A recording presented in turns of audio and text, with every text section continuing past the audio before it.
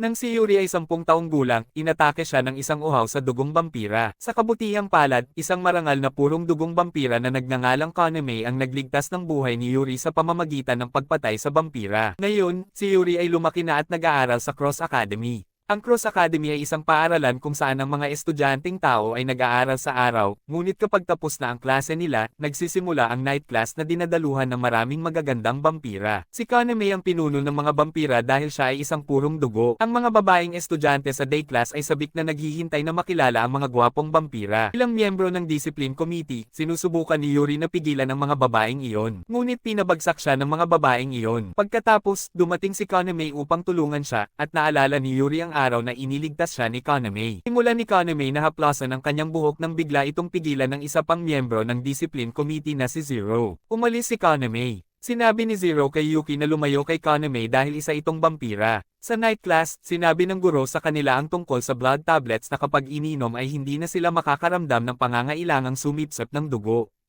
Ngunit isang vampira ang naghayag ng kanyang kagustuhan na sipsipin ang dugo ni Yuki.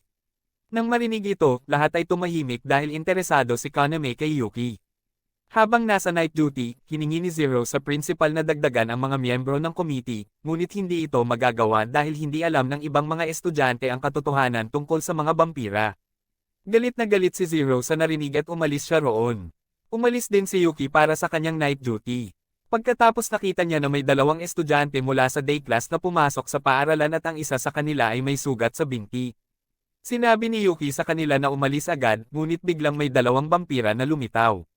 Isa sa kanila, si Eido, ang humawak sa kamay ni Yuki at sinimulan niyang sipsipin ang kanyang dugo gamit ang kanyang mga pangil. Dumating si Zero para iligtas si Yuki at nagpaputok siya ng warning shot. Pagkatapos dumating si Kaname, humingi siya ng paumanhin kay Yuki para sa ginawa ni Eido at nangakong paparusahan siya. Hinawakan ni Zero ang kamay ni Yuki at hinayla siya palayo sa kanila. Kinabukasan, habang naghahanda si Yuki, dumating si Zero para maligo. Nang makita ni Zero ang leeg ni Yuki, agad siyang tumakbo papunta sa banyo. Nagsimula siyang hindilan at sinipsip niya ang kanyang dugo gamit ang mga pangil, pagkatapos ay sinubukan niyang pawiin ang kanyang gutom gamit ang blood tablet. Kinabukasan, excited ang mga estudyante ng day class para sa nalalapit na chocolate day. Gusto rin ni Yuki na magbigay ng tsokolate kay Kaname. Ngunit hindi masaya si Zero sa lahat ng ito, kaya hiniling niya sa principal na kanselahin ang event na ito. Ngunit naniniwala ang principal na ang mga ganitong event ay mahalaga para makabuo ng pagkakaibigan sa mga vampira. Inis si Zero sa narinig dahil ang kanyang mga magulang ay pinatay ng mga vampira noong siya ay maliit pa. Kinagat din siya sa leeg ng mga vampira ngunit nailigtas siya ng mga vampire hunter. Sa gabi, habang papunta ang mga vampira sa night class, huminto si Kaname para tanungin si Zero tungkol sa kanyang kalusugan. Hindi sumagot si Zero ngunit nang magsimulang maglakad si Kaname patungo sa klase, hinamon siya ni Zero na maglaban. Hindi siya pinansin ni Kaname, ngunit natagpuan ng kanyang mga kaibigan ang pag-uugali ni Zero na mayabang. Lumalala ang kalagayan ni Zero sa gabi kaya binigyan siya ng principal ng blood tablets para pawiin ang kanyang cravings. Ngunit itinapon ni Zero ang mga tablets dahil hindi nagtatagal ang epekto ng mga ito. Sa chocolate day, nagdala si Yuki ng mga tsokolate para ibigay kay Kaname. Sa gabi, ang lahat ng mga babae ay inatas ang ibigay ang tsokolate mula sa likod ng barrier. Ibinigay ng lahat ng babae ang tsokolate sa mga vampira ngunit hindi na ibigay ni Yuki ang tsokolate kay Kaname. Pagkatapos itinapon ni Zero ang tsokolate ni Yuki papunta kay Kaname. Itinapon ni Kaname ang lahat ng tsokolate ngunit itinabi niya ang tsokolate ni Yuki. Pagkatapos, nang makita ni Zero ang leeg ni Yuki, naging hindi siya komportable at tumakbo palayo sa kanya. Nang dumating si Zero para sa night duty, napaligiran siya ng ilang vampira. Gusto nilang parusahan si Zero dahil sa pagsasalita ng mayabang kay Kaname. Ibinagsak ni Zero ang isa sa mga vampira sa lupa na naging dahilan upang gamitin ng mga natitirang vampira ang kanilang mga kapangyarihan. Pagkatapos dumating si Yuki at pinigilan sila sa pakikipaglaban. Nang makita siya ni Yuki, umalis sila. Pagkatapos sinabi ni Zero kay Yuki na lumayo sa kanya at umalis na rin siya. Pagkaraan, pinuntahan ni Yuki si Zero. Tiningnan ni Zero ang leeg ni Yuki at inilagay ang kanyang kamay sa balikat nito. Ngunit kinontrol niya ang kanyang sarili at iniwan niya si Yuki sa silid. Pagkatapos, sa kanyang silid, sinimulan niyang kainin ang mga blood tablets. Nakita ni Yuki ang isa sa mga blood tablets ni Zero sa kanyang silid. Kinabukasan, nagpunta sina Yuki at Zero upang makipagkita sa mga vampira sa Moon Dormitory. Biglang natamba si Yuki kay Zero at kinuha niya ang isang kahon ng blood tablets mula sa kanyang bulsa. Mabilis na inagaw ni Zero ang kahon at umalis, iniwan si Yuki. Pumunta si Yuki sa lungsod upang hanapin siya, kung saan tinulungan niya ang isang bata na kuhanin ang lobo mula sa puno. Ngunit sa halip na kunin ang lobo, tumakbo ang bata, kaya sinundan siya ni Yuki. Dinala siya ng bata sa isang liblib na lugar. Lumapit si Yuki upang ibigay sa kanya ang lobo, ngunit hinawakan niya ang kamay ni Yuki at sinubukan niyang kagatin siya.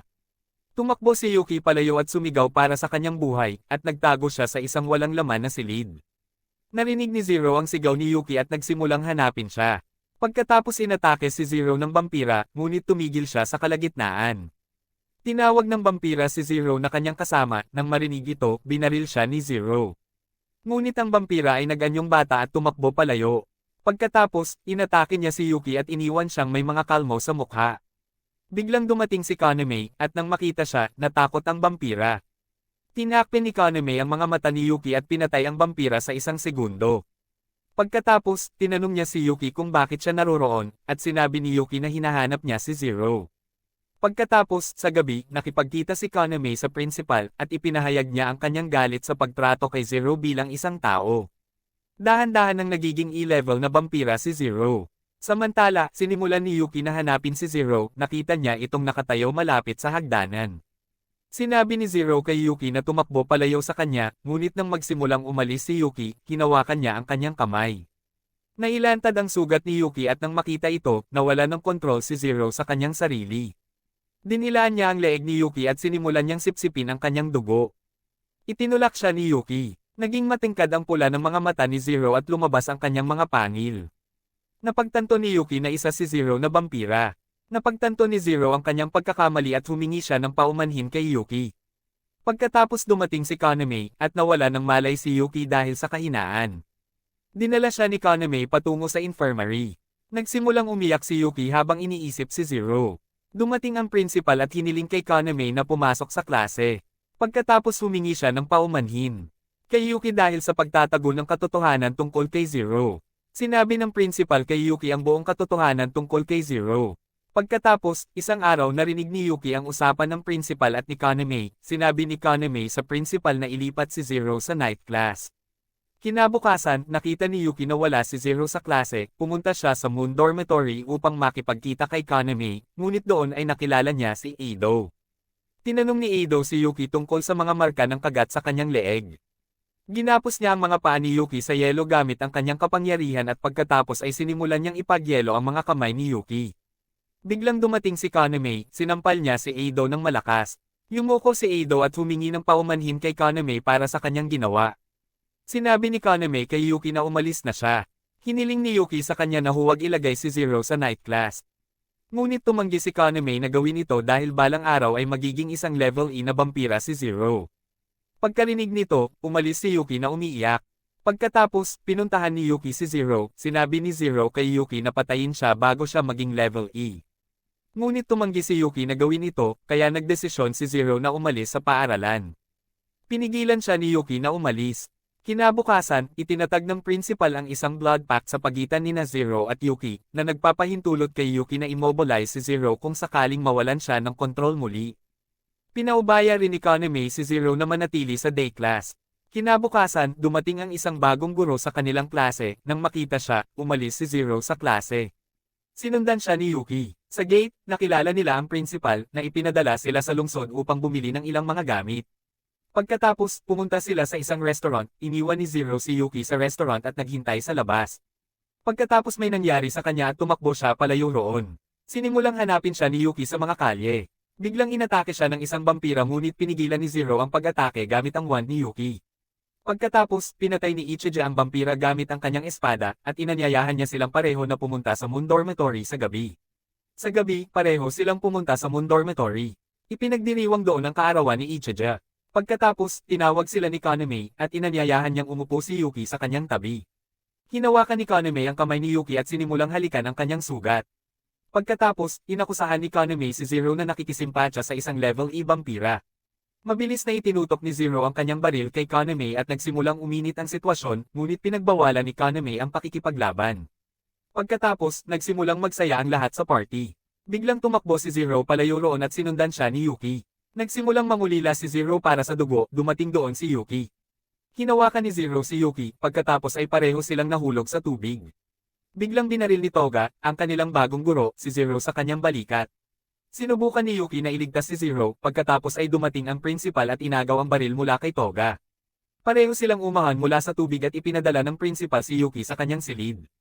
Ngunit nagsimulang mag-alala si Yuki para kay Zero. Kinabukasan, hindi nakita ni Yuki si Zero sa klase, ni hindi rin siya nakita sa kanyang silid. Kaya tinanong niya si Toga tungkol kay Zero, sinabi nito na inihiwalay si Zero sa silid ng principal. Pumunta si Yuki roon upang makipagkita kay Zero. Sinabi ni Zero sa kanya na umalis, ngunit nagpumilit si Yuki na pumasok. Pinapasok siya ni Zero. Pagkatapos, sinimulan ni Yuki na haborin ang kanyang damit, pagkatapos ay itinulak niya si Zero sa pader at hiniling sa kanya na sipsipin ang kanyang dugo.